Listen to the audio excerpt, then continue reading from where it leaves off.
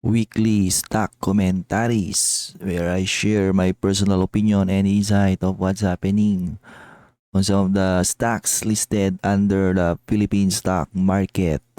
If you want exclusive investing related contents in the Philippine stock market, check the pinned comment. Number 1, TEL reduce buyout. So made a major strategic move on May 14. So ano lang, kino-consolidate lang nila yung kanilang control on some of their other segment.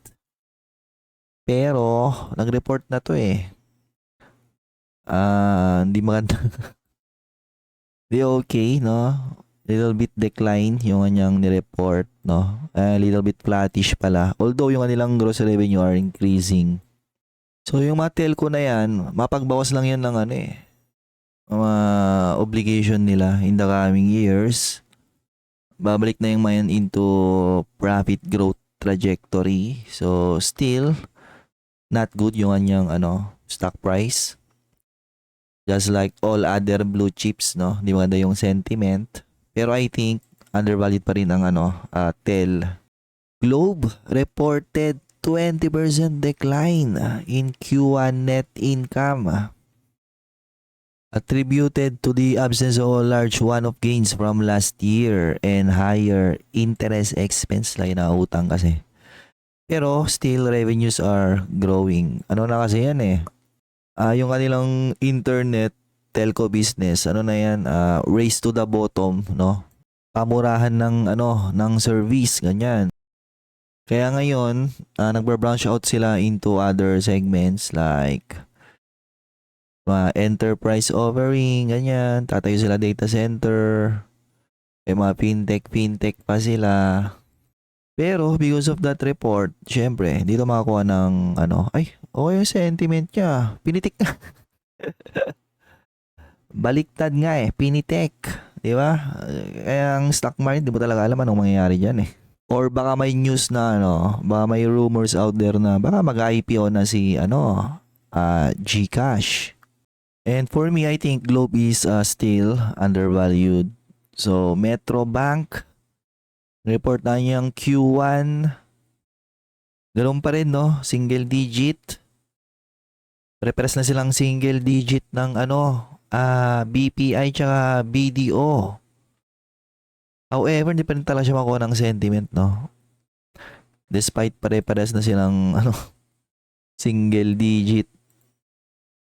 And maganda rin yung NPL nito, no? 1.75%.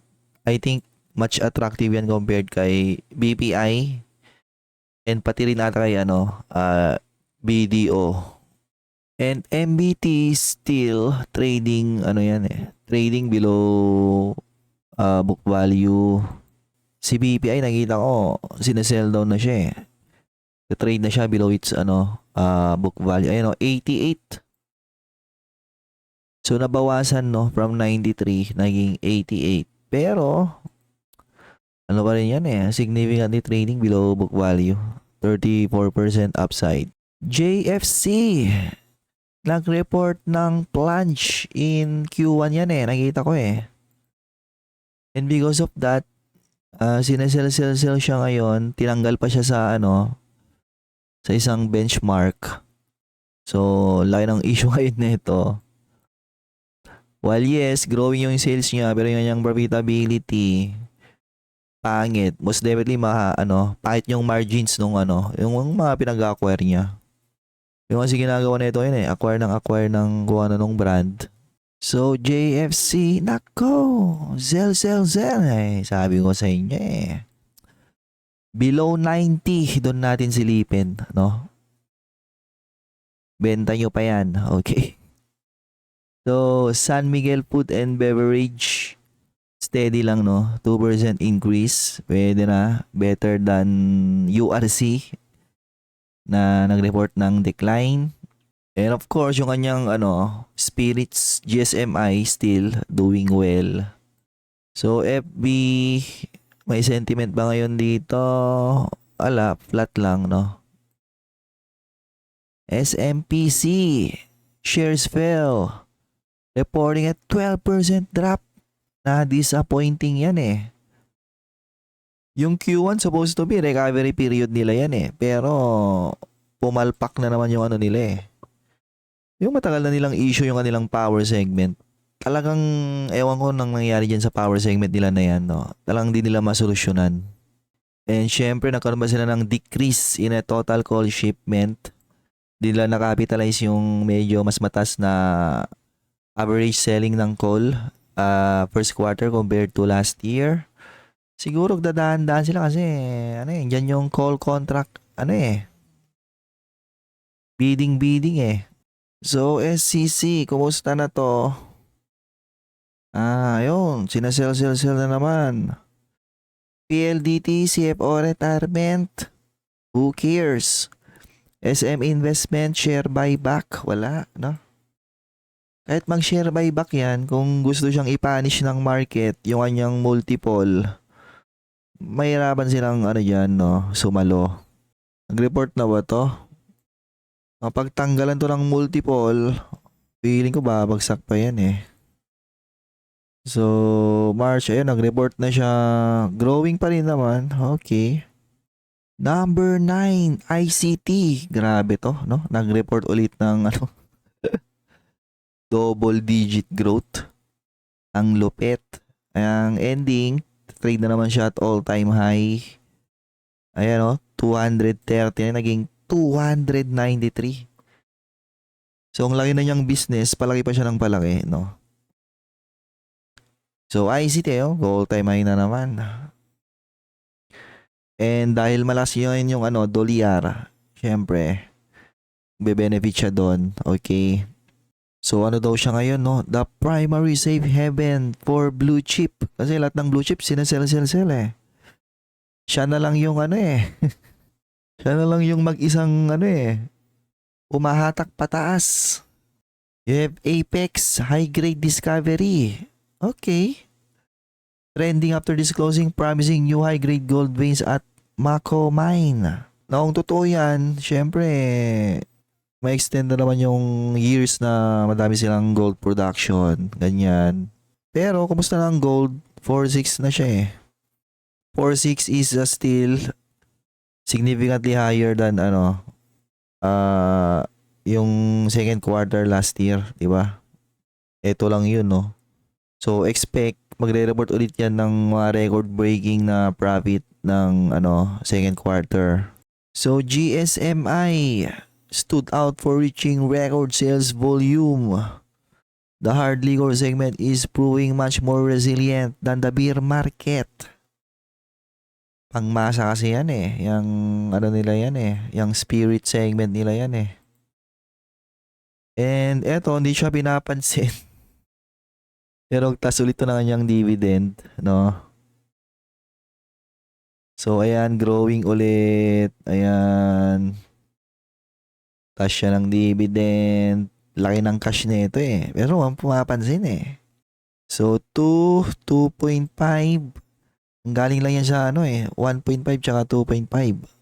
Ang tanong, kailan nyo to papansinin? Candidate to for ano, eventually I think candidate to for ano, ma-promote sa main index kung ganito lang yung performance niya. Nasa tingin ko, pwede nang ilaglag dyan si ano eh, Emperador eh.